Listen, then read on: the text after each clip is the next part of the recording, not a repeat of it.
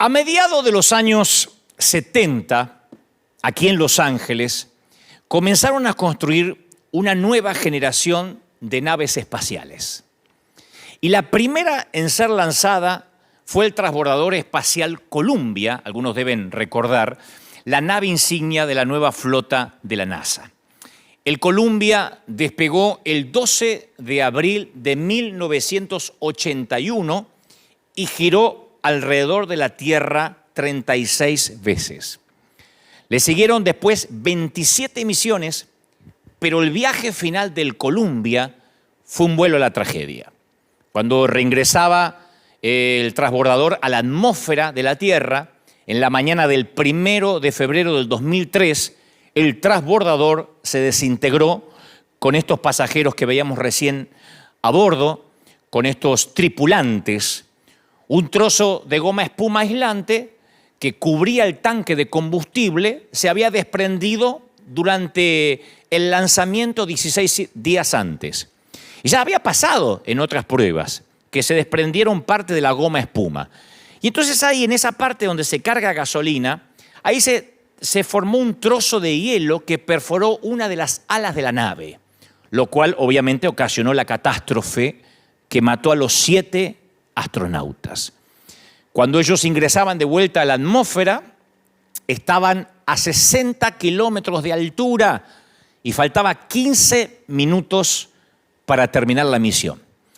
Los escombros cayeron a lo largo de la Tierra, a lo largo de todo lo que es Texas, parte de Luisiana, y varios años después, esto es lo que a mí me sorprendió, lo estaba leyendo durante esta semana, varios años después se emitió un reporte conmovedor acerca de la destrucción del Columbia que le costó la vida a estos 7 tripulantes que ustedes están viendo ahora.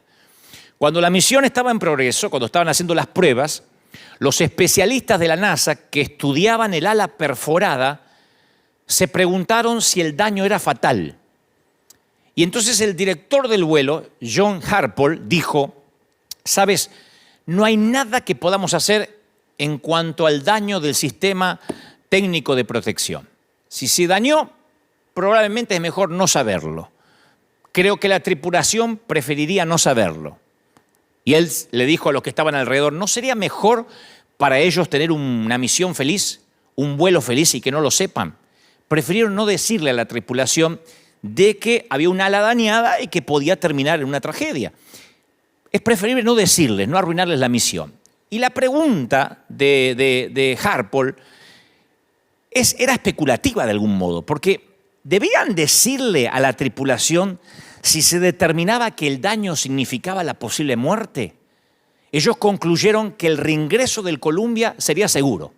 Y a la tripulación se le entregó un reporte completo con la conclusión de la NASA, y nadie en la nave y nadie en la Tierra esperaba que el daño pudiera ser fatal. Así que ni la NASA ni la tripulación del Columbia supieron que la situación era un caso perdido antes de que la nave espacial se desintegrara. Y ustedes dicen: ¿y qué tiene que ver esto con lo que me compete a mí en lo espiritual? Cuando me interiorizaba de esto, yo pensaba que la pregunta hipotética hecha por John Harpole persiste hoy. ¿Qué harías si supieras que tu tripulación pudiera estar condenada a morir? ¿Estás a cargo de la tripulación o estás dirigiendo una misión espacial? ¿Le dirías a la tripulación, aunque esto, el saber que pueden morir, les causaría una angustia mental? ¿Se lo dirías para darle tiempo a despedirse, para que reflexionen sobre la vida y quizás para hacer las paces con Dios? ¿O si estuvieses a cargo de la tripulación, te quedarías callado para que no se den cuenta que viven sus horas finales? Esa es la pregunta. Si estás a cargo de una tripulación que ves que hay un defecto que puede causar la muerte, ¿dejarías que tengan un vuelo feliz, una misión feliz? ¿O les diría: muchachos, hay posibilidad que esto salga mal, arreglen con Dios sus vidas, reflexionen, manden mensajes a sus seres queridos? Esa es la misión de la iglesia ahora, en este momento. Porque en cierta forma el dilema del Columbia se parece al que estamos teniendo en este momento. Cada persona está sujeta a la muerte repentina. Ninguno va a escapar. La diferencia es que todos lo sabemos y tenemos la oportunidad de prepararnos. Cuando llega la pandemia o cuando llegan estos momentos de crisis, vivimos una clase a veces a mí me sorprende porque es una clase de negación, como que confirmamos que nuestra vida diaria vamos a tenerla sin ningún cambio, sin ningún contratiempo, creemos que va a ser así, y sin embargo la vivimos como si tuviésemos garantía de seguridad que no son posibles en esta vida. O sea que vivimos como que tenemos la garantía de que vamos a ser eternos, como que no nos puede pasar nada, y cuando de pronto nos sacude una pandemia o guerras o un terremoto o un huracán, nos empezamos a preguntar si nuestra vida está a cuenta con Dios. Esto no es nuevo. Lo que está pasando ahora, que es una suerte no estoy minimizando la pandemia, pero sí también hay una paranoia, un miedo, donde la gente corre a los mercados para quitar lo último que queda de papel higiénico, de insumos básicos, que no lo hubiésemos pensado hace una semana atrás. Esto no es nuevo. En el 2004, la gran tragedia fue el tsunami del Océano Índico que mató a 230.000 personas. 230.000. A mí me cuesta asimilar esa cantidad. En el 2005 tuvimos el huracán Katrina. ¿Y quién puede olvidar el 2010 y el 2011? El terremoto en Haití le costó la vida a otras 220.000 personas. 220.000 personas. También me cuesta asimilar a mí esa cantidad. 220.000. Comparen con las cifras que a diario aparecen de los que fallecen a causa del coronavirus. El tsunami de Japón por lo menos se llevó a 15.000. Ahora, no obstante, esos solamente son los acontecimientos climatológicos. En la Tierra todos los días hay demasiadas tragedias, demasiados accidentes de tránsito, demasiados pacientes con cáncer o enfermedades terminales que ni siquiera llevamos la cuenta. Y eso hace que uno se haga muchas preguntas respecto al carácter de Dios. Ahora es cuando la gente mira hacia las iglesias o trata de escucharnos a nosotros, y como cristianos, como seguidores de Dios, no podemos pretender creer que Dios está sorprendido. No podemos decir, no, es que esto nada tiene que ver con Dios, porque algunos creen en la teoría que Dios creó al mundo, pero que no participa en su funcionamiento. Y esa filosofía se llama deísmo.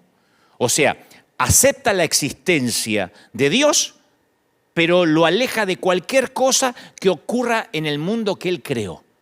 Y creo que muchos cristianos adoptamos cierta clase de deísmo también, en un torpe intento de disculpar a Dios.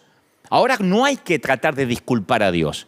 Cuando los ateos nos digan, ¿por qué está pasando eso? No hay que tratar de disculparse por Dios, porque yo sentí como que algunos cristianos hasta tenían vergüenza ajena, no podían explicar por qué estamos viviendo una pandemia. Las Escrituras son claras de que Dios continuamente está obrando activamente en el universo. No es que Dios a esto le sorprendió, Dios dice, vino una pandemia y yo justo estaba escuchando el coro de ángeles. No. El pretender que Dios no sabe esto es una falacia. Otra manera en que nosotros liberamos a Dios de la responsabilidad es echarle la culpa al enemigo, a Satanás. Pero si uno lee las Escrituras, sabemos que el libro de Job, a través del libro de Job, que Satanás no puede hacer nada sin el permiso de Dios. Ya sea que nos resulte cómodo o no, uno tiene que debatir este asunto con integridad teológica. Ahora, queridos pastores, colegas, cuando uno tiene que ponerse serio. Ahora es cuando no tenemos que hablar tonterías, boberías. Ahora es cuando tenemos que decirle a la gente, a los que no creen en Dios o a los que ahora van a empezar a buscar desesperadamente a Dios, hay que decirle, mira, la Biblia enseña que Dios es soberano, que Él está en el trono tanto en los momentos agradables como en los momentos que no son tan agradables. La Biblia presenta un Dios activo que está involucrado íntimamente en el control y en el sustento de todos los acontecimientos del mundo natural. El Señor hace lo que se le place, dice la Biblia, dice Salmo 135:6. El Señor hace lo que se le place por todo el cielo y toda la tierra, y en los océanos y en sus profundidades. hace que las nubes se eleven sobre la tierra, envía relámpagos junto con la lluvia y suelta el viento desde sus depósitos. Salmo 135, 6. Yo leo esto y no puedo pensar que el viento o la lluvia se manejan solos, o lo que es peor, que lo maneja el diablo. Solo el Salmo 135 dice, Él suelta el viento desde sus depósitos. Mateo 5, 45. Él da la luz de su sol, tanto a los malos como a los buenos, y envía la lluvia sobre los justos y los injustos por igual. Si tuviera la iglesia ahora repleta, diría, ¿quién envía la lluvia? Dios. Él lo hace. Él ordena que caiga la nieve en la tierra. Job 37, 6. Él ordena que caiga la nieve en la tierra y le dice a la lluvia que sea torrencial. Digo, por si alguien piensa que la inundación es un error de cálculo y el diablo tomó el control mientras que Dios miraba para el otro lado. El aliento de Dios envía el hielo y congela grandes extensiones de agua. Él carga las nubes de humedad. Estoy leyendo Job 37, 6. Él carga las nubes de humedad y después salen relámpagos brillantes. Las nubes se agitan bajo su mando y hacen por toda la tierra lo que Él ordena. O sea, yo creo que cuando veo las Escrituras no puedo en ningún momento dudar que Dios en algún momento del planeta pierde el control. Vemos un Dios que envía un diluvio para destruir un mundo oscurecido por el pecado y salva solo a Noé, al piadoso Noé y a su familia. Envía un fuego para destruir a Sodoma y Gomorra por su perversidad. Envía plagas para castigar a Egipto. Crea una plaga que mata a 70.000 hombres debido al pecado de David al censar a la gente. Una historia que en otro momento les voy a contar. Envía una tormenta para atraer la atención de Jonás y llevarlo al arrepentimiento. Entonces, cuando uno ve ese Dios, uno piensa, a ver, desde Malaquías a San Mateo, ¿será que Dios se ayornó? ¿Se ablandó? No estoy diciendo que era un Dios malo, explicaré eso en momentos, ni que Dios sea malo hoy. Quiero que entendamos que cuando pasan estas cosas, los predicadores no tenemos que salir a tratar de disculpar a Dios. Ayer veía un programa de televisión de alguien que decía, bueno, esto no tiene que ver con Dios. Entonces, ¿con quién tiene que ver? ¿Con Trump? ¿De verdad? ¿Con Maduro? ¿Con los políticos que nos tocó en desgracia en algunos países de América Latina? ¿Con quién tiene que ver? Primero uno tiene que concientizarse por qué está pasando eso, si no, no vamos a encontrar la solución. En Amós 4 hay un episodio bíblico extenso que describe cómo Dios trata con la desobediencia de los pueblos. Así que si alguna vez yo creo que en algún momento nos vemos tentados a separar a Dios de lo que ocurre en la tierra, pensamos, no, Dios lo creó y después se olvidó que hizo una tierra. Este pasaje de Amós 4, este pasaje, le voy a leer la versión de la Biblia de las Américas, es como que nos para en seco. Miren, o escuchen. Yo también os he dado, estoy leyendo Amós 4:6. Esto es Biblia pura, señores. Yo también os he dado dientes limpios en todas vuestras ciudades y falta de pan en vuestros lugares, pero no os habéis vuelto a mí, declara el Señor. Yo retuve la lluvia cuando faltaban 3 meses para la cosecha. Hice llover sobre una ciudad y sobre otra ciudad no hice llover. Sobre una parte llovía y la parte donde no llovía se secó junto con la cosecha. No aparece el diablo en esto, ¿no? Está hablando el Señor. Así que de 2 o 3 ciudades iban tambaleándose a otra ciudad para beber agua y no se saciaban. Pero no os habéis vuelto a mí, declara el Señor. Os herí con viento abrasador y la oruga ha devorado vuestros muchos huertos y viñedos, vuestras higueras y vuestros olivos, pero no os habéis vuelto a mí, declara el Señor. Envié contra vosotros una plaga, como la plaga de Egipto, Maté a espada a vuestros jóvenes junto a vuestros caballos capturados e hice subir hasta vuestras narices el hedor de vuestro campamento, pero no os vuelto a mí, declara el Señor. No os habéis vuelto a mí. Os destruí como a Sodoma y Gomorra y fuisteis como tizón arrebatado de la hoguera, pero no habéis vuelto a mí. Yo no estoy repitiendo esto, lo dicen las Escrituras tal cual. Declara el Señor, por tanto, prepárate para venir al encuentro de tu Dios. Este es el Señor.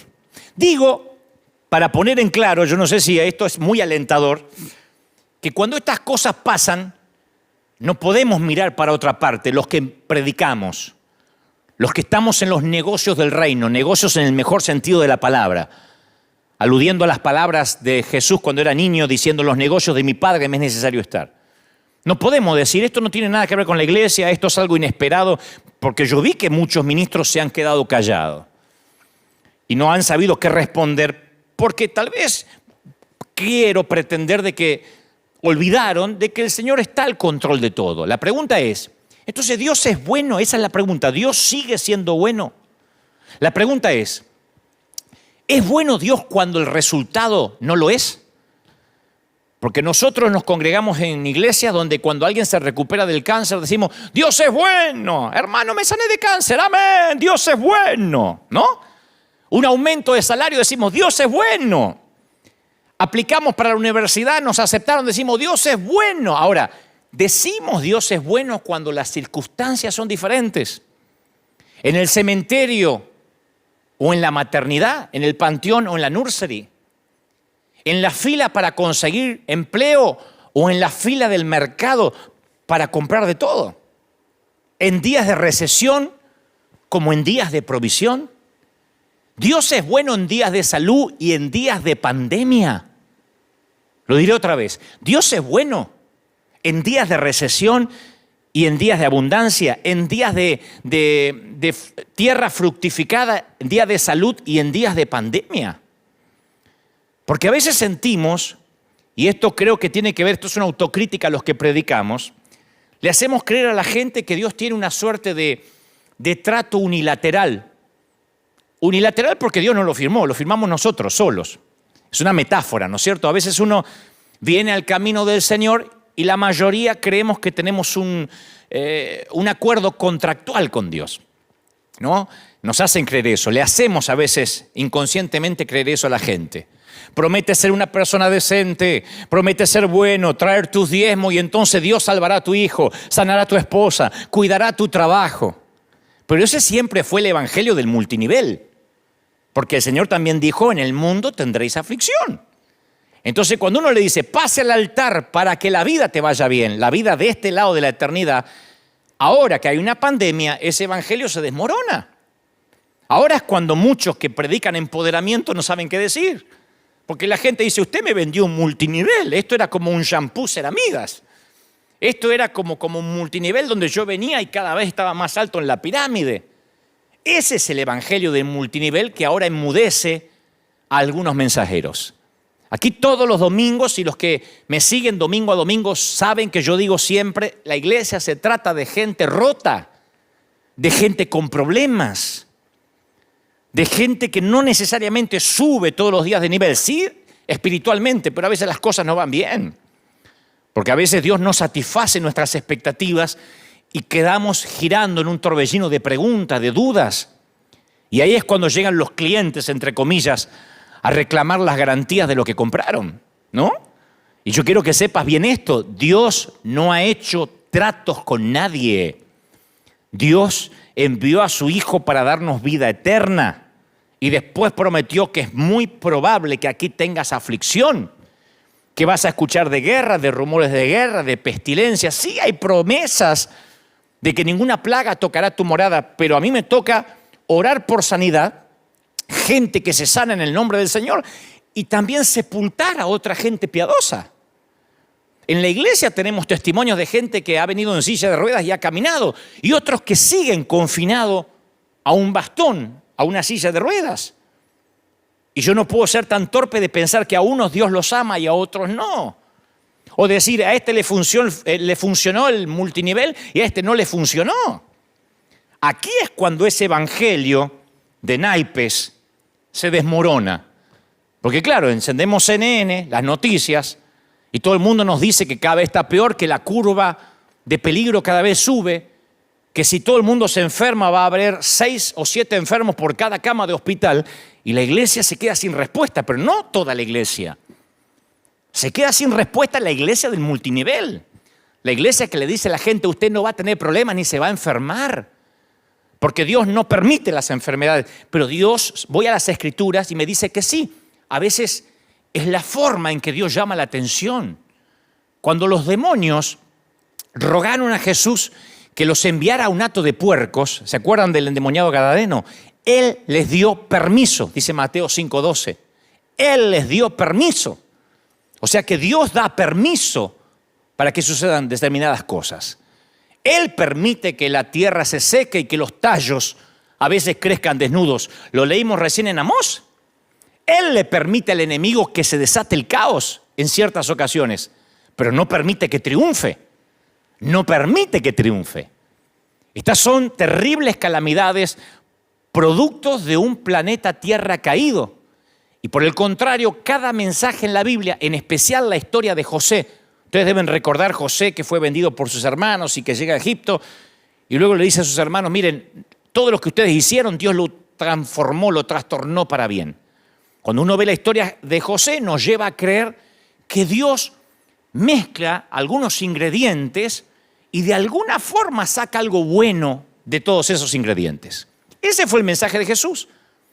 Cuando sus seguidores divisaron a un ciego a la orilla del camino, le pidieron a Jesús una explicación, como ahora la gente está pidiendo una explicación. Le dijeron, ¿por qué está ciego? ¿Estaría enojado Dios? ¿De quién era la culpa? ¿De quién había pecado? ¿Sus padres o él? Y la respuesta de Jesús ofreció una opción superior. Él dijo, el hombre quedó ciego para que las obras de Dios se manifiesten en él. Juan 9:3. Para que las obras de Dios se manifiesten en él. No pecó ni este ni los padres. Lo que está ocurriendo es para que Dios manifieste su poder. Porque si Dios llegamos a la conclusión que no está a cargo de los desastres del mundo, ¿cómo entonces vamos a decir que dependemos de Él, que Dios está al control de nuestra vida y de nuestro futuro? O sea, ¿de verdad estamos predicando un Dios que se ocupa de mi uña encarnada, que se ocupa de los divorcios, que se ocupa de la mamá que perdió a su hijo, pero no se ocupa de los desastres climáticos o de las pandemias? ¿O Dios está involucrado en todas las funciones del mundo o no está involucrado en ninguna? Pero no es un Dios que algunas cosas se le escapan y otras cosas sí las tiene en cuenta. Tampoco es verdad que yo sé que hay gente que dice, bueno, pero a lo mejor esto es el otro día escuché que alguien dijo, a lo mejor esto tiene que ver con una represalia de Dios contra alguien. Porque ahora es cuando surgen las teorías conspirativas, ¿no? Yo escuchaba estos días, no, que esto es un virus, que me parece que lo hicieron en un laboratorio y lo soltaron. No nos consta, siempre han surgido estas conspiraciones, no nos consta. Nadie tiene pruebas para decir eso. Sea eso, haya nacido en China, comiendo animales salvajes, siempre surgen las teorías conspirativas. Pero a mí lo que más me llama la atención en nuestro ámbito de los que creemos en Dios son los profetas con el periódico de ayer.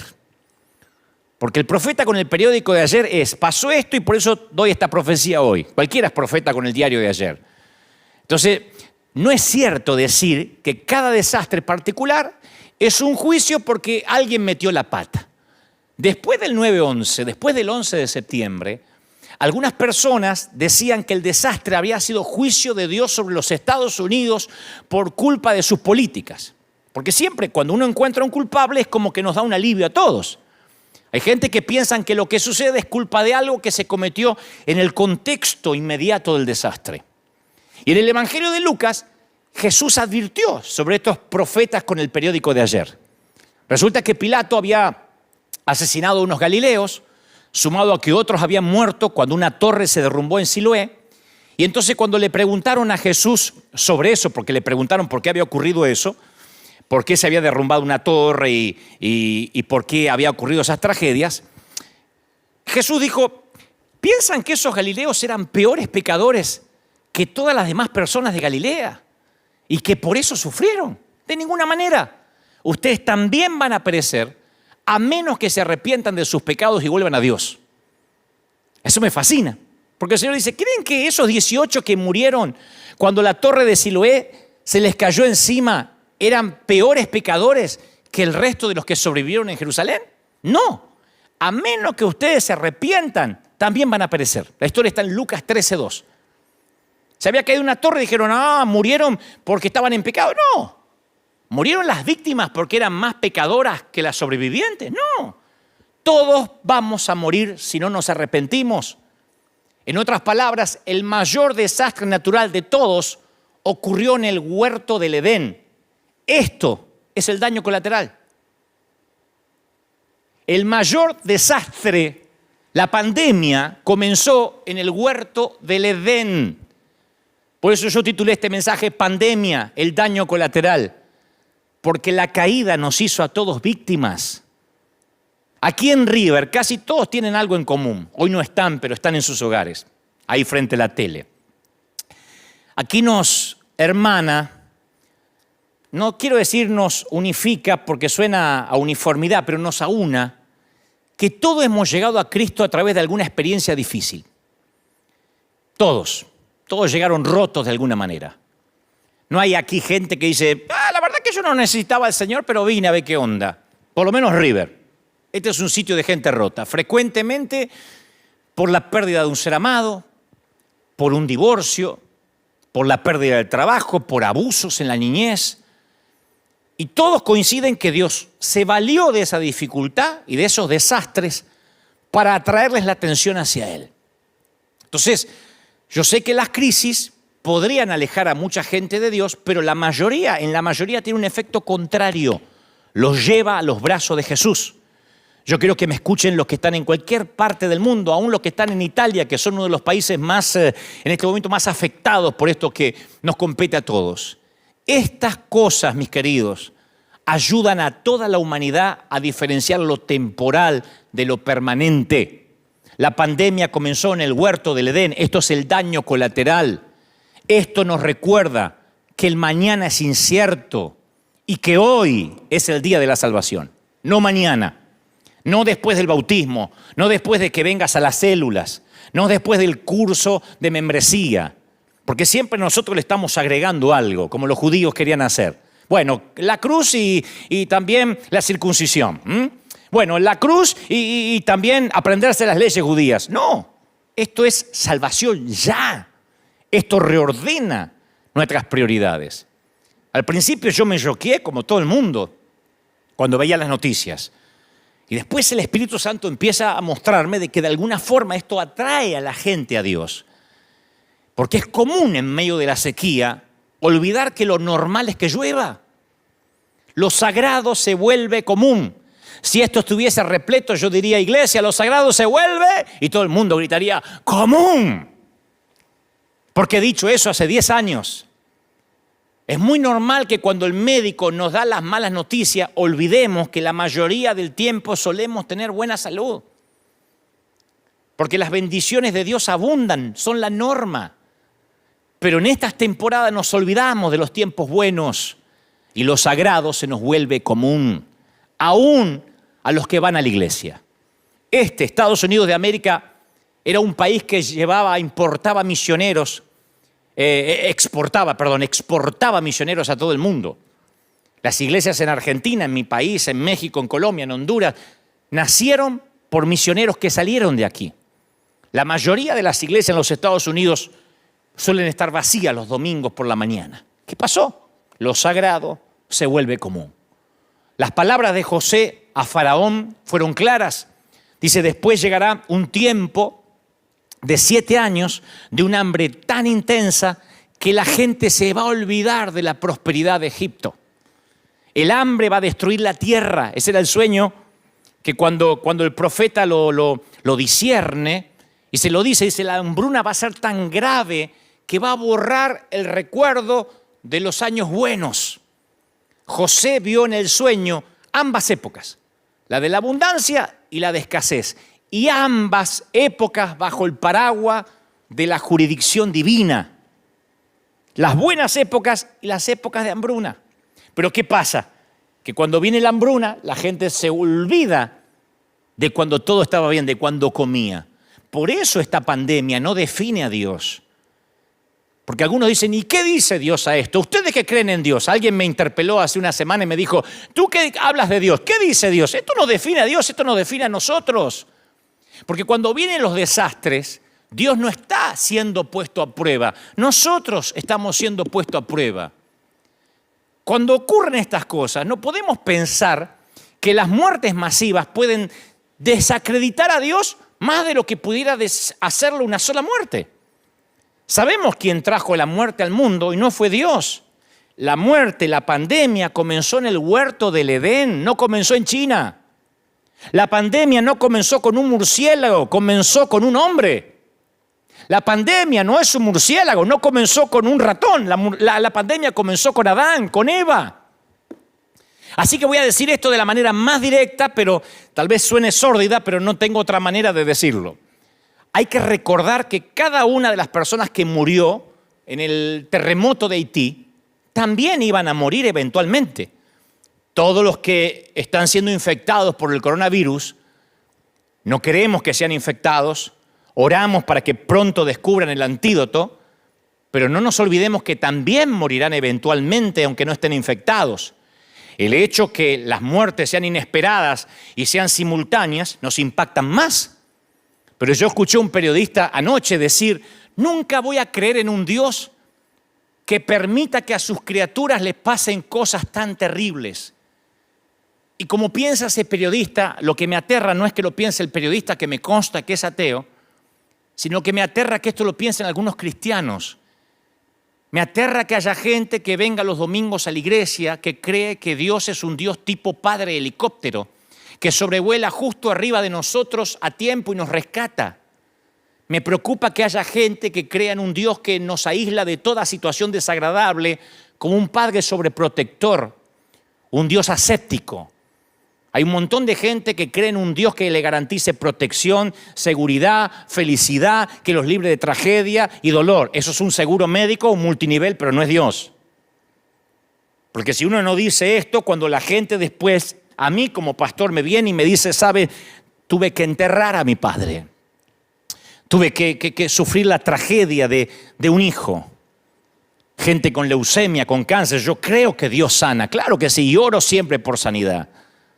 Pero yo sé que eventualmente todos vamos a morir y por eso tenemos que tener nuestra vida a cuenta con Dios. Hay mucha gente que ahora se acuerda de Dios. La misma gente que pregunta ¿dónde está Dios? En una pandemia se rehúsa a adorarlo y honrarlo cuando vienen años de paz y de calma. Los mismos que dicen ¿dónde está Dios? Y se desesperan por llevarse todo el papel higiénico, que nunca lo voy a entender por qué se llevan el papel higiénico de los mercados, son los que no adoran a Dios cuando no hay virus. Son los que cuando hay un Super Bowl, lo primero que hacen es faltar a la iglesia. Son los que cuando juega el Chivas y el América, la iglesia no importa. Son los que cuando hay un mundial y juega su equipo, no importa 3 cuernos leer la Biblia o la iglesia. Son los que ahora dicen, ¿dónde está Dios? ¿Dónde está el papá helicóptero? Ellos dejan de lado a Dios en las temporadas buenas, pero creen que Dios está obligado a ayudarlos cuando vienen las temporadas malas. Creen que el Dios al que deshonran cuando están bien debería sanarlos cuando están enfermos. Que el Dios al que ignoran cuando son ricos debería rescatarlos de la inminente pobreza. Y es el Dios al que se rehúsan a adorar cuando la tierra permanece firme y ahora le exigen que los venga a rescatar cuando la tierra comienza a temblar. Pero Dios no te debe nada. Dios no me debe nada. Dios no te debe nada. No me debe nada. Dios no es deudor de nadie. Antes de que acusemos a Dios por su despreocupación, hay que agradecerle por los tiempos que nos cuidó. Siempre le digo a la iglesia, la salud, el tener pulmones. Si desayunaste esta mañana, si esta mañana desayunaste, tiene mucho más que mucha gran parte de la humanidad. Ni te digo si además tienes planificado almorzar. Y si puedes darte una ducha diaria, no sabes lo que tienes. Y no hay que irse a Uganda, a Somalia, hay que pensar nada más en nuestros hermanos de Venezuela. o en algunos hermanos de Cuba.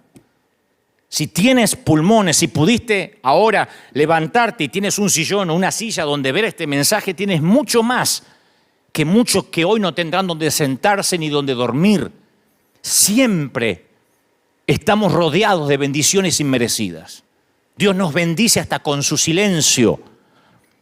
Y cuando de pronto ocurren estas cosas, ¿dónde está Dios? Es el mismo Dios que pedimos y exigimos que nos rescate y que no nos acordamos nunca. Por eso esto va a hacer que las naciones se vuelvan a Dios. Cuando el fútbol se acaba, cuando la liga se suspende, cuando la Champions League tienen que detener los partidos, cuando no hay boxeo, cuando no hay NBA, cuando viene la crisis, la gente no le queda otra que levantar los ojos al cielo. Todo empieza a cobrar sentido. Cuando las crisis ocurren, a veces nos creemos tentados a creer que los propósitos de Dios se han frustrado. Bueno, esta vez le salió mal a Dios, como si fuera el Barça y el Real Madrid. A veces gana Dios y a veces gana el diablo. No. Dice el Señor, yo soy tu Dios, yo soy Dios y no hay como yo. Yo puedo predecir el futuro antes que suceda. Todos mis planes se cumplirán. Yo hago lo que deseo, dice Isaías 46:9. Entonces nuestra visión es demasiado limitada para percibir cualquier significado final de esto ahora. Sería una utopía que yo dijera, les voy a dar el significado porque esto ocurre. No, yo puedo decir como Pablo, todas las cosas ayudan, cooperan para el bien de aquellos que lo aman y son llamados según su propósito. Romanos 8:28. La clave está en el orden de las palabras en el idioma original. Sabemos que a todos los que aman a Dios, dice el texto griego, Él está obrando. Pablo dice, todas las cosas cooperan. Y tú estás diciendo, ¿me estás diciendo que la pandemia coopera? Sí. En la expresión de la palabra griega se transmite o se traduce como sumergeo, de la que sale la palabra sinergia. La sinergia es el funcionamiento conjunto de varios elementos para producir un efecto mayor. Hay un famoso escritor que yo admiro mucho, que él comparó la vida con el funcionamiento complicado a veces de una maquinaria industrial, y él decía, en todo edificio, en toda fábrica hay ruedas, engranajes, cigüeñales, poleas, correas ajustadas, flojas. Algunas giran velozmente, otras lentamente. Algunas impulsan para adelante, otras para atrás. Algunas son suaves, otras son ásperas, ruidosas, golpean, rechinan, suenan. Es una confusión de caos, ¿no? Se elevan, impulsan, accionan, pero hacen su trabajo. Y desde la palanca más poderosa en una fábrica industrial hasta el engranaje más pequeño, todas las cosas se mueven juntas para un propósito. Y detrás del funcionamiento hay una mente que controla, una fuerza que dirige, una mano que guía. Y así funcionan todas las cosas para los amados de Dios. Algunas cosas son dolorosas cuando uno las mira en el noticiero. Parecía que algunas cosas están trabando nuestra vida y algunas parece que hasta nos hacen retroceder. Pero dice la Biblia, obran juntas y para bien. Todos los anhelos frustrados, las contradicciones, esas cosas que no entendemos. Yo siempre le digo a la iglesia, aún las muertes, las temporadas en el hospital, en la sala de cuidados intensivos, el caminar por el césped, recién cortado de un panteón, todo eso. Hay cosas que Dios sostiene, otras las apresura, otras las retarda, las detiene, las pone en marcha, las guía. Esa es la mano de nuestro Padre. Él es el que revuelve la mezcla. Y toda la naturaleza está bajo su control. Todas las cosas cooperan.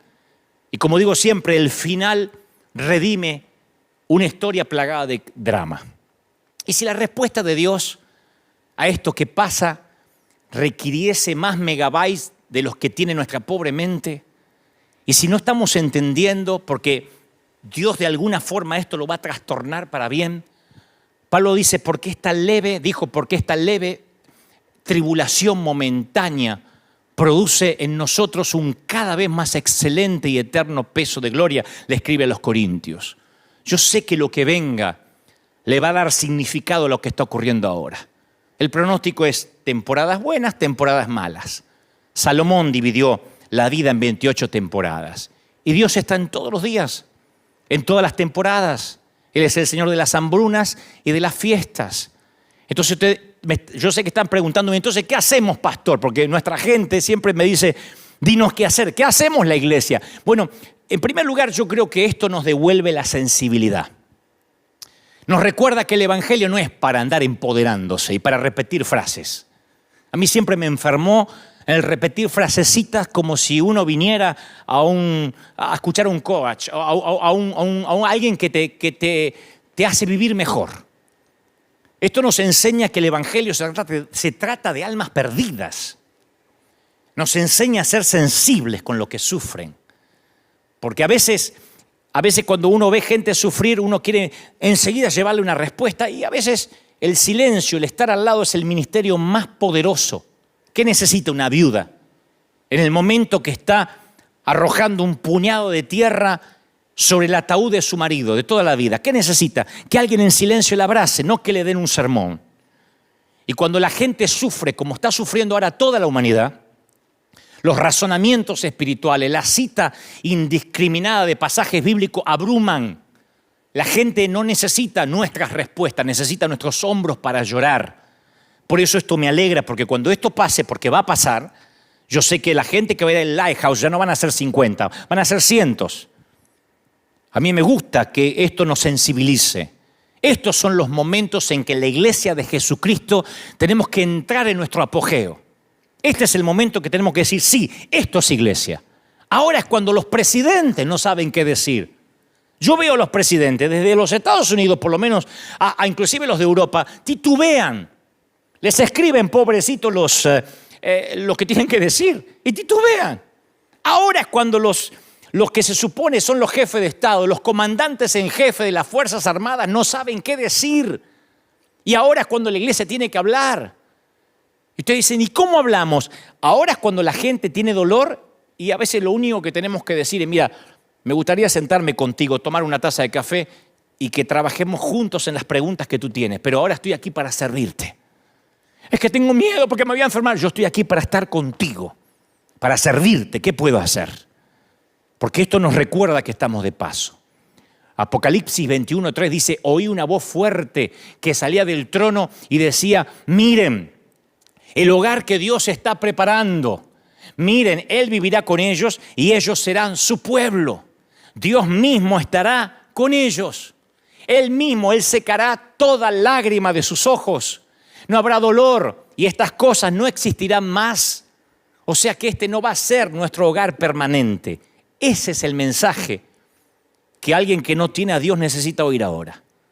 Pablo dice, toda la creación espera con anhelo el día futuro en que Dios le revele a sus hijos verdaderos la eternidad. Porque sabemos que toda la creación gime de angustia como si tuviera dolores de parto, le dice Pablo a los romanos. Ahora es cuando hay que decirle, no te preocupes, sabíamos que esto iba a pasar. En nuestra iglesia continuamente hablamos de los días finales, pero no te preocupes, porque vamos a salir de esto y esto va a hacer que reordene tus prioridades. ¿Va a haber cura para la pandemia? No quiero parecer un profeta con el periódico de ayer. Yo sé que pronto los científicos, los infectólogos van a dar con la vacuna contra el coronavirus. La Biblia dice que Ezequías había enfermado gravemente y Isaías le había dicho a los siervos de Ezequías, preparen un ungüento de higos y pónganlo sobre la llaga y Ezequías se recuperará. La historia está en Isaías 38:21. Y la enfermedad fatal de Ezequías se originó por una llaga en alguna parte de su cuerpo. Probablemente suponemos que se había infectado y que se estaba filtrando veneno en su sistema, por eso estaba por morir. Y Dios le da instrucciones a Isaías para que se sanara, pero que tenía que transmitir una cura, una suerte de asepsia a los médicos de la corte. O sea, la receta era un ungüento, una pasta hecha con higos machacados para aplicarlo en la llaga. Uno se podría preguntar por qué Dios no lo sanó simplemente con un milagro. ¿Por qué no sanar a Ezequías por medio de un milagro, una palabra? Dios tiene la costumbre de usar a su gente, a sus dones y a sus recursos para llevar a cabo sus planes. Fuimos creados para ser asistentes de Dios y hacer su obra en la tierra. Así que así como Dios con Isaías usó a los médicos de la corte, Yo sé que Dios va a usar a los científicos que están ahora investigando y creo que va a ser pronto para que den con la cura. Yo estoy convencido de eso, que esto va a pasar, pero vamos a reordenar nuestras prioridades. Vamos a ordenarla de modo que cuando esto pase, que va a ser pronto, no diré yo una fecha porque no estoy fungiendo de profeta, solamente de transmitirte lo que Dios me dijo que te diga. Cuando la economía se colapsa, como está ocurriendo ahora, donde inclusive Wall Street, que marca el pulso financiero del mundo, del planeta, casualmente o paradójicamente, cuando la economía se viene abajo, dicen los sociólogos que la contaminación en estos pocos días, en esta semana, en estos días, en estos 21 tantos días que ha cambiado el planeta, la contaminación bajó de manera considerable. Claro, la calidad del aire que respiramos ha mejorado considerablemente. No obstante, seguimos respirando. Para lo que decía recién, que a veces olvidamos las cosas comunes, las cosas que Dios nos permite tener, ¿no? Seguimos respirando. Algún propósito, Dios es el que revuelve y hace que todo obre para bien. Algún propósito hay. En un momento en que las minorías reclaman no ser discriminadas, en un momento que las minorías defienden el lenguaje inclusivo, incluso, que van a las plazas y dicen hay que cambiar la manera de hablar, hay que decir todes en vez de todos, porque eso nos mete a todos.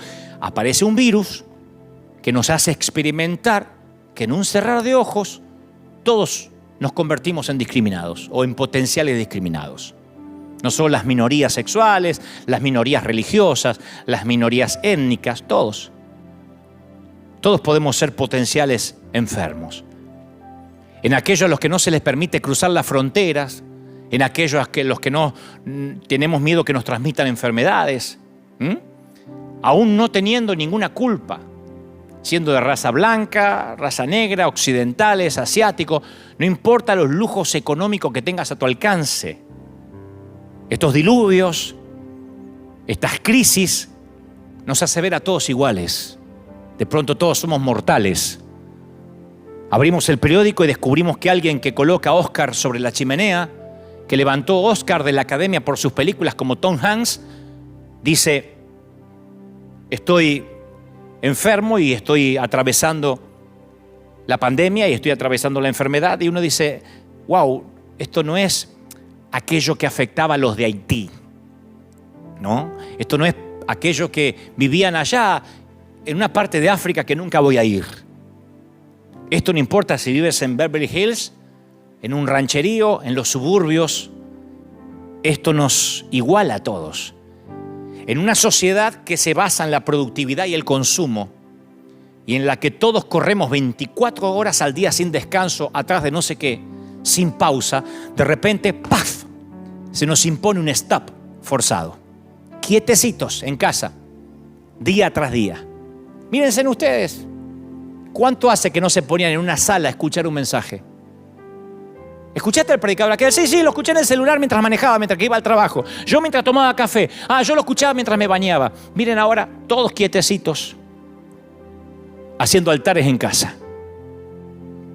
No estoy ponderando lo que está ocurriendo. Digo, ¿no será que nuestra mente no alcanza a comprender qué quiere Dios? Estamos contando las horas de un tiempo al que le hemos asignado un valor monetario. Porque la gente mide el tiempo en retribución a algún tipo de dinero.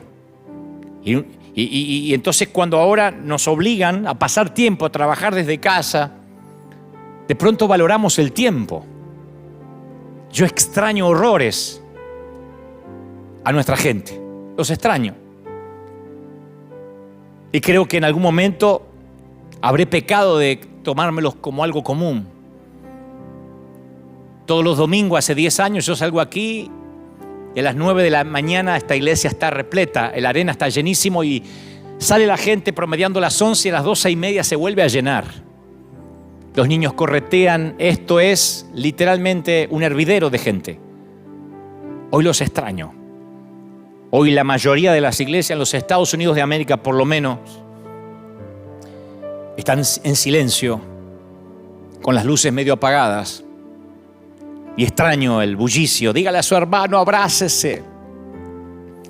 En una época en que la crianza de los hijos se las delegamos a los maestros, a las niñeras, a las instituciones. Ahora el coronavirus obliga a cerrar escuelas y nos fuerza a volver a poner a papá y mamá junto a los hijos. Algunos se van a ver la cara muy seguido esta semana, porque de alguna forma esta pandemia nos obliga a volver a ser familia. Pero no solo la familia sanguínea, ¿eh? A mí me han escrito de todo el mundo: pastor, ¿cómo puedo mandar mi siembra, mi diezmo? No se detenga, sé que va a tener que cerrar la iglesia y eso será un gran desafío financiero. Porque las iglesias nos sostenemos de las finanzas, de la colaboración, de las semillas de la gente. Si la gente no viene, la iglesia termina colapsando financieramente. Y me han llamado de todas partes, personas que nunca han sembrado antes, pero ahora dicen: somos familia. No deje de enviar sus mensajes. Italia, hay un montón de ciudadanos en Italia, de hispanos, que están mirando este momento ahora desde sus hogares y me dicen: queremos mandar nuestras finanzas, nuestras ofrendas. No hay que manipular, no hay que hacer pactos, no hay que buscar versículos para que la gente dé. Cuando estas cosas pasan, volvemos a ser familia. Volvemos a recordar de qué se trataba todo esto. En un mundo donde las relaciones interpersonales, la comunicación, la socialización se realiza a través de redes sociales, dándonos la falsa ilusión de la cercanía. En un mundo donde decimos: yo tengo 1500 amigos, ¿de verdad? Sí, en Instagram. De pronto este virus nos quita la verdadera cercanía, la real. Que nadie se toque, que nadie se bese, que nadie se abrace, que todo debe hacerse a distancia, la frialdad, la ausencia de contacto. Salúdense con el codo. Para algunos no les costará, para los que venimos de abrazos, de besos, para los que tenemos un tanque emocional muy grande que llenar porque no tuvimos muchos abrazos y besos de chiquitos, no saben cómo esto nos hace valorar el contacto físico. ¿Cuántas veces hemos dado por común esos gestos de abrazo y su significado? Y si esto se mantuviera, no saben cómo vamos a extrañar los abrazos. Creo que la manera de evangelizar luego que esto suceda, que esto pase, no será llevando muebles y electrodomésticos, será golpeando las puertas y decirle: ¿sabe? Ahora que la pandemia pasó, ¿no quiere que lo abrace? La gente estallará en llanto. Porque este virus nos manda un mensaje claro. Esta pandemia nos vino a explicar algo. Número 1, esto tiene fecha de caducidad. Esperemos que pronto. Pero nos da una enseñanza para el mundo y para la iglesia. Tu dolor no va a durar para siempre. El coronavirus no va a quedarse a vivir para siempre, pero tú sí. Tú vas a vivir para siempre, aquí, en el cielo o en el infierno. Las aflicciones del tiempo presente no son comparados con la gloria venidera, le dice Pablo a los romanos. Entonces la pregunta hipotética del director de la NASA o de aquella misión del Columbia, John Halport, aún persiste. ¿Qué harías si tu tripulación está condenada a morir? ¿Se lo dirías?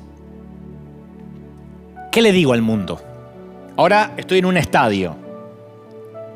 Creo que hoy debo tener más gente escuchando este mensaje que en el mayor estadio que jamás estuve, que en River Plate o que en el Obelisco de Buenos Aires. Ahora estoy hablándole a todo un estadio, millones, miles. Los que ahora están viendo en vivo y a los que seguirán viendo este video cuando quede en una cápsula en las redes. ¿Qué les digo? ¿Que hay peligro de muerte aunque eso les ocasione una angustia? ¿O les digo que todos podemos morir? ¿Con el coronavirus o de ancianos? ¿Con una pandemia, una gripe o resbalando en la bañera y rompiéndote la nuca? ¿En un accidente de tránsito o cáncer o un derrame cerebral, lo que sea? ¿O una apendicitis que se te complica? ¿Te lo digo? Sí, te tienes que ir. Tú y yo nos iremos. Entonces te voy a dar tiempo para que reflexiones sobre la vida y fundamentalmente para que hagas las paces con Dios. No puedes quedarte callado mientras que la gente vive sus horas finales. Esa hoy es la misión de la iglesia. Yo entendí la misión de la iglesia esta semana. Dije, esta es la misión de River. Porque con o sin pandemia tendrás que descender de este avión llamado vida. Y ahora en la sala de un hospital, en cuarentena, haciéndote la prueba del virus, o eventualmente en unos años de abuelito o de abuelita, eventualmente te irás. Porque tu nave tiene un desperfecto. Tienes un ala rota como el Columbia. Y mi deber es decirte que el paracaídas que te estoy entregando no es para hacerte el viaje más cómodo. La iglesia no es para que tengas un auto mejor, para que termines de pagar la casa, ni esas ridiculeces que te han dicho. Esto no es un multinivel, la iglesia no es para empoderarte. Esto te va a salvar la vida eterna. Y tal vez haya habido falta, tal vez tuvo que haber pasado esto para que la iglesia reaccione y dejemos de discutir por la sana doctrina. Dejemos de fijarse qué mujer tiene la falda más corta que la otra. Dejemos de esgrimir o debatir estupideces. Porque la gente no tiene problema con Dios. Van a ver ustedes que después de esto las iglesias se van a llenar. La gente no tiene problemas con Dios. Después del 9/11 ocurrió eso y va a volver a ocurrir ahora. Se llenarán las iglesias católicas, las iglesias protestantes, las evangélicas y nosotros tendremos un tercero y un cuarto servicio. La gente no tiene problema con Dios. Tiene problemas con nosotros, sus mensajeros. Que le hemos dicho que no tendrían aflicción, que no se enfermarían. Le hemos dicho que le hemos dado decretos proféticos absurdos. Y tal vez haya habido falta una pandemia para que la iglesia deje de ser conocida por todo aquello a lo que se opone y empiece a ser conocida por todo aquello de lo que propone. Tal vez esto suceda para que muchos dejen de ser parásitos de las redes y salgan a predicar la vida eterna, la verdad de la vida eterna. Tal vez esto nos haga reflexionar y en lugar de estar viendo qué predica aquel, qué predica el otro, y si el otro es un falso profeta y editando videitos de YouTube, esto tal vez nos saque a las calles, porque si nos cierran las puertas de las iglesias, la iglesia tendrá que salir a las calles. Nos encanta el Pentecostés y quedarnos los 120 santos en el aposento alto. Pero si Dios no permite la peor persecución de la historia, ellos no irán a las 4 esquinas del mundo antiguo a llevar el avivamiento. Siempre ha ocurrido así. Muéstrame una gran crisis y yo te mostraré una iglesia que se aviva. Una iglesia que entiende que esto se trata de almas, de gente. Es casi seguro que esto quizás haya pasado para que la iglesia reaccione y no tanto para que los ateos reaccionen. El mundo clama a gritos la manifestación de los hijos de Dios. Y por ahora, por el momento, algunos se nos ha obligado a cerrar nuestros auditorios, aunque sea por una semana. Y yo no estoy dispuesto a esperar que también me obliguen a cerrar la boca para siempre. Nos pueden cerrar los auditorios por una cuestión de higiene, de asepsia, pero no nos cerrarán la boca. Ahora es cuando la iglesia tiene que salir. Ahora es cuando la iglesia tiene que vivir su mayor apogeo. Ahora es cuando la iglesia tiene que predicar. Sí, Dios está detrás de todo esto. ¿Dios es malo? No, Dios sigue estando en su trono. Te salves o te mueras, Dios es real. Este caos comenzó en el huerto del Edén. Solo es el daño colateral de un mundo caído. Y sabes, las cosas se pondrán peores. Siempre las cosas se pondrán peores. Saldremos de esta y escucharemos acerca de guerras. O escucharemos acerca de plagas o de terremotos o de tsunamis. La Biblia dice que cuando estas cosas sucedan, levantemos nuestros ojos al cielo y sepamos que todo esto estaba dicho y que se está cumpliendo y que el Señor está a las puertas. Alegraos cuando estas cosas pasan y salgan, prediquen, se trata de almas. No importa si yo pertenezco a la Asamblea de Dios, si tú eres bautista o si tú crees eres arminiano y el otro es calvinista. Eso no importa ahora. Esto nos tiene que aunar. Voy a culminar con esto. Hace poco conocí a un productor que supo juntar a los astros más importantes de la música hace muchos años para un tema que compuso Michael Jackson, USA for Africa. Todos los cantantes del momento lograron juntarse en pos de lo que era una ayuda humanitaria para los que más necesitaban, para los más vulnerables. Y entonces le pregunté a uno de los productores cómo se juntan tantos grandes de la música, tantos ganadores de premios, tantos vendedores de discos. Y él dijo, bueno, les puse en la puerta del estudio un cartel que decía, por favor, deje su ego afuera. Esto tiene que ver con algo más grande que ustedes. Y me dijo, tú le dices a un actor de Hollywood, a un cantante multimillonario que estará involucrado en algo más grande que él mismo y contarás con él. Me quedé pensando qué nos hace falta a los pastores para entender que esto es algo más grande que nosotros, que nuestro templo. Eventualmente yo me iré de River Arena, porque moriré, porque Dios me lleva a otra parte, o quién sabe qué, o porque como soy falible quizás falle. Yo no soy el Arena. Yo no soy ni siquiera pastor. La gente cuando digo no soy pastor, ¡oh!, se avergüenza. No, es que no me define ni siquiera lo que eventualmente me toca hacer. Yo estoy involucrado en un negocio que me supera, que es más grande que este servidor.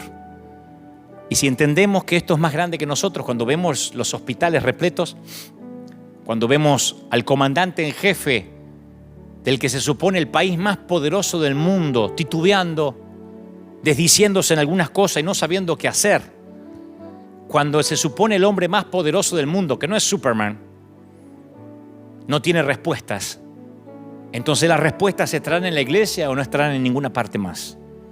Y nosotros tenemos las respuestas. Nosotros somos los que podemos decir, sabes, estas cosas van a pasar, no se sorprendan, tranquilos. Y abrazar sin miedo al contagio. No estoy diciendo que no seamos preventivos. Cerramos las puertas en pos de lo que nos pidieron. Lo que digo es que sepamos que nosotros tenemos nuestro pasaporte al día, en términos metafóricos espirituales. Que nosotros en cualquier momento, si nos toca partir, nos iremos sirviendo. No huyamos como ratas. Ahora es el momento de no buscar ni culpables ni autores intelectuales, porque, insisto, querían que yo les diga quién es el culpable, se los diré. Esto no viene de un murciélago, no viene de China, ni de un laboratorio del Área 51. Esto nació en el huerto del Edén. Solamente vivimos el daño colateral, como el Katrina, como los tsunamis, como los 250.000 que murieron con una sola ola, una mañana tranquila, mientras creían que seguían su vida como siempre. O nos damos cuenta de qué se trata el juego de la vida, o vamos a quedar como unos imbéciles queriendo predicar un evangelio para empoderarse. Esto no tiene que ver contigo ni conmigo, tiene que ver con algo más grande. Me encantó transmitir lo que creo Dios me dijo que te diga. Pero yo quiero que ahora, ahí donde estés, en cualquier parte del mundo, me gustaría orar. Principalmente porque sé que ustedes invitaron a muchos que no conocían a Cristo a que me escucharan. Y no podría yo terminar esta transmisión en vivo sin invitarte a aceptar a Cristo en tu corazón. Hoy es el día. Hoy es el día. Esto no es una película de ciencia ficción. Esto está ocurriendo. Y hoy es el día en que tú tienes que decir, Señor, entra en mi vida. Ahí donde estás, repite conmigo, Señor, entra en mi corazón. Te recibo como mi suficiente Salvador. Perdona mis pecados. Sé que he fregado toda mi vida. Sé que la he arruinado. Pero ahora te pido que me perdones. Señor, dame una oportunidad. Inscribe mi nombre en el libro de la vida. Te reconozco como mi suficiente Salvador. Gracias por morir por mí en la cruz. Amén. Eso es todo lo que tienes que hacer. Si hiciste esta oración conmigo, apenas, si en tu país no hay restricciones, ve a una iglesia apenas puedas. Y apenas se levante la restricción, corre a una iglesia. Aquí en River Arena te esperamos pronto. Esperemos que ojalá Dios mediante nos permitamos estar aquí el domingo que viene a las 9 y a las 12:30 en el avivamiento de la calle Broadway, 200 East Broadway, en Anaheim, cerquita de Disneyland. Ojalá que puedas venir. O buscar cualquier iglesia donde se predica a Cristo. Y los que somos cristianos, los que tenemos a Cristo hace algunos años, que esto nos acerque más a Dios. Que esto nos quite tiempo de Netflix, de iPad, de celulares y nos acerque más a la Biblia. Que esto nos permita estar padres con hijos. Que nos permita volvernos a Dios. Como esas madrugadas que con una guitarra, una jarra de café decían, voy a buscar a Dios. ¿Se acuerdan? Cuando no corríamos. ¿Se acuerdan cuando no era importante los likes que nos ponían a la foto que subíamos? ¿Se acuerdan cuando no estábamos ocupados en sacar una foto así con la pareja para mostrarle al mundo cuánto nos amamos? ¿Se acuerdan cuando la vida era tuya y de Dios? Tal vez esto nos permita volver otra vez a lo que nunca nos debimos olvidar. Tal vez la pandemia solo sea, como titulo este mensaje, un daño colateral. Bueno, no creo que tal vez, estoy convencido de eso. Volvamos al Señor. Que volvamos a Él y sepamos, batallón del ejército de Dios, que todo va a estar bien, todo va a pasar. El tema es si habremos aprendido algo de esto. Oremos al Señor. Padre, gracias a todos los que están del otro lado, a los que están en sus casas, en sus hogares, en los que están en todos los continentes, en el sur, en el norte, a los que están pasando los océanos. Yo te pido, Padre, ahora que la unción que hay aquí se transmita a los hogares, que niños, jóvenes, ancianos y adultos reciban, Señor, lo mejor que tú nos has dado.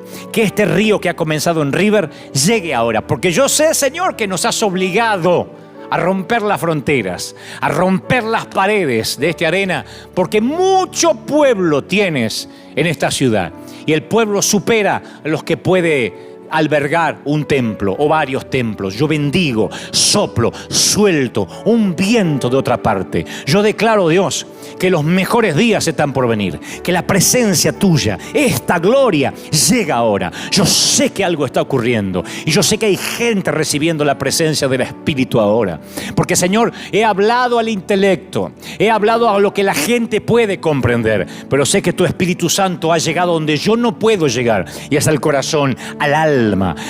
Yo sé que no puedo llegar quirúrgicamente ahí, pero el Espíritu Santo ha operado en este momento. A los que están mirando en vivo, a los que están viendo este video luego que quede grabado, yo te ruego que la unción no cambie y que desde todos los sitios, desde todos los puntos donde nos estén mirando, sientan ahora una convicción de volver a Dios. Se vaya el miedo, se vaya la paranoia, se vaya el temor, porque ningún arma forjada contra un hijo de Dios prosperará, porque ninguna plaga tocará nuestra morada. Y si así ocurriera, ¿dónde está muerte tu aguijón? ¿Y dónde, oh sepulcro, tu victoria? Dijo el apóstol. Yo lo declaro, yo lo creo, yo bendigo a los que están del otro lado en el nombre del Padre, del Hijo y del Espíritu Santo. Te bendigo en todas las áreas. Gracias por sembrar. Gracias. Tu siembra no cambia en nada mi estatus financiero. Yo tengo la vida resuelta hace muchísimos años. Siempre fui rico, solo que tuve muchos años sin dinero. Porque rico no es el que más tiene, sino el que menos necesita, decía el compatriota Facundo Cabral.